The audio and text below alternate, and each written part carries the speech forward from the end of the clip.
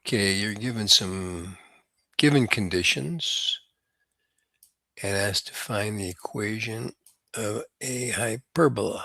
Problem is, this post is incorrect. This is impossible for the endpoints of the transverse axis. It's got to be a -8, comma 2. Over here, this kind of work that I've done here is kind of what you do on scratch paper to try to see what's going on. So you might start by plotting the foci at -9, 2 and -1, 2. Those are the two blue dots. And the midpoint of the segment joining those is the center of the hyperbola. And that gives you what's called the values of h and k in this formula right here. Of course, if the center is at the origin, then h and k are both 0. Given the endpoints of the transverse axis, it actually just gives you the vertices. So that's these two red dots here, -8, 2 and -2, 2. And in this formula right here, A is the distance from the center to one of the vertices. So from -5 to -2, you could subtract those and take the absolute value, or just count squares. A is 3. Now C is the distance from the center to one of the foci. So from -5 to -1 is 4. So C is 4.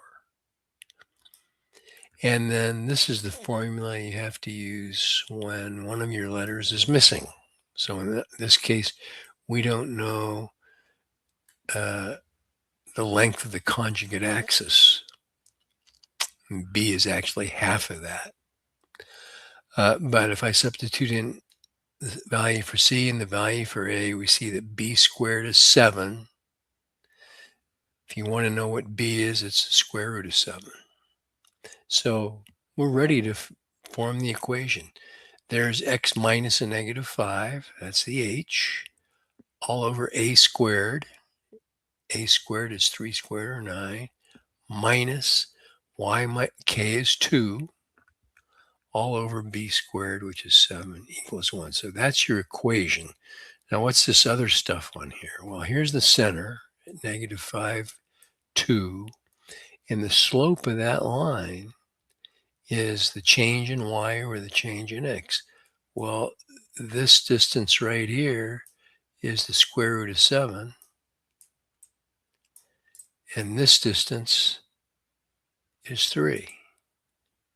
So the slope of that green dashed line is the square root of 7 over 3 passing through -5, 2. So we say that asymptote is y minus 2 equals the slope, the square root of 7 over 3 times x minus a -5 or x plus 5.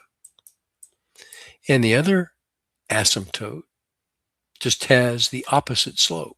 So y minus 2 equals the negative square root of 7 over 3 times the quantity x plus 5.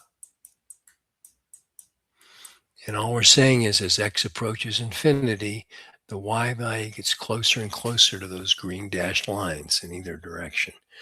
These blue lines or blue segments are from a point P on the hyperbola to each of the foci. And if you find those distances, d sub 1 and d sub 2, and take the absolute value of their difference, you always get 2a. Okay, so the absolute value of d sub 1 minus d sub 2 is always equal to 2a. In our case, that will be 6. So I'm going to post a link to this Desmos graph in the video answer, and you can take a look when you get a chance. There you go. Hope that helped. If you have any questions, post a comment.